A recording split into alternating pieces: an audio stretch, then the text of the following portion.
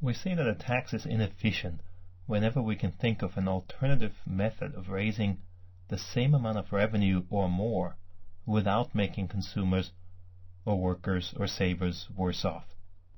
In this graph, we'll investigate the case of a tax on housing that distorts the price of housing.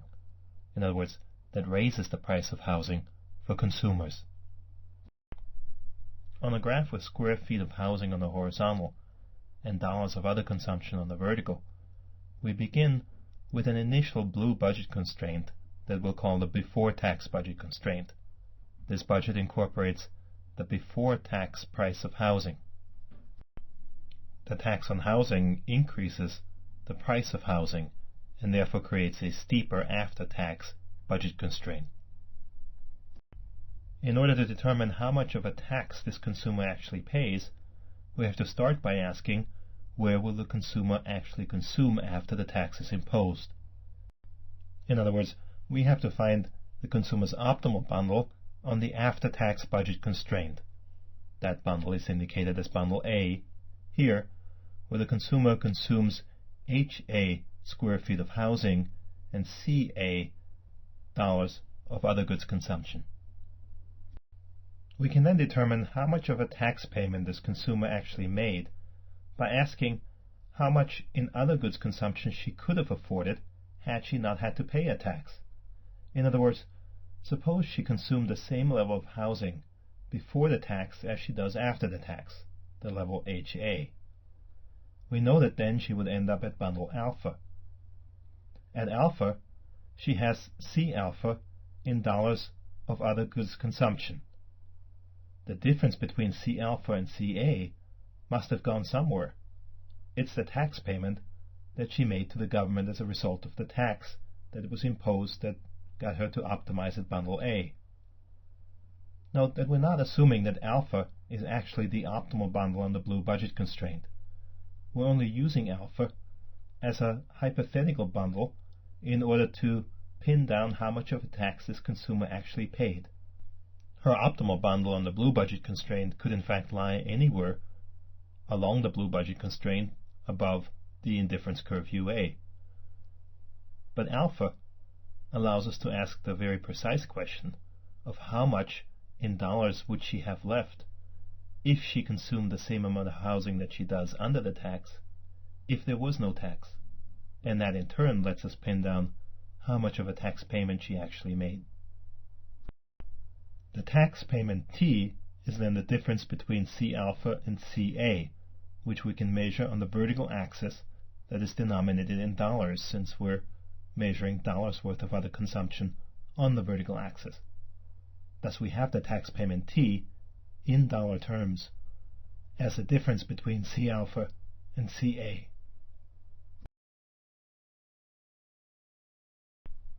Once we know the actual tax payment made by the consumer and the utility level reached by the consumer after the tax is imposed, we can ask the question of whether we can think of a different way of raising taxes from this consumer that would raise at least as much revenue without making the consumer any worse off. We'll answer that question in panel B, where we've replicated what we've done so far in panel A.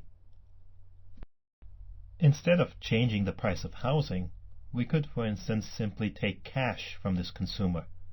Beginning at the blue budget constraint, we would shift that budget constraint inward, and we could keep shifting it and make the consumer no worse off until we reach a tangency with the indifference curve UA. We'll label that tangency as bundle B, since the difference between A and B is a pure substitution effect. We can then ask, how much did we actually take from this consumer in cash as we moved from the blue to the green budget constraint? And since we're measuring dollars on the vertical axis, we can answer that question by simply looking at the distance between the blue and the green budget constraints in the vertical dimension. Since the blue and the green budget constraints are parallel, that vertical distance between them is the same everywhere, and we can therefore measure it anywhere. To compare it to the tax payment T, we can in particular measure it as the vertical distance between the blue and the green budget starting at point alpha. That vertical distance is larger than the amount t, and we label it here on the vertical axis as L, where L stands for the lump sum tax.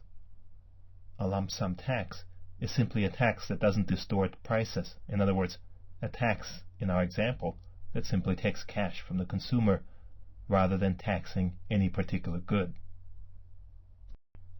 The lump sum tax amount L that we found is the most in cash that we could take away from this consumer without making the consumer worse off than she is under the housing tax.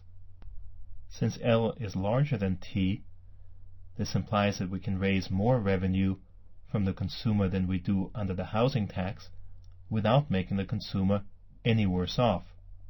In other words, the housing tax is inefficient.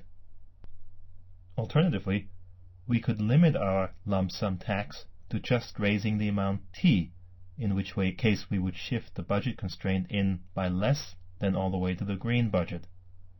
This would imply we could raise the same amount of tax revenue as the housing tax does, but leave the consumer better off than she is under the housing tax. Or we could raise an amount in between T and L under the lump sum tax, and make the consumer better off, as well as raise more revenue.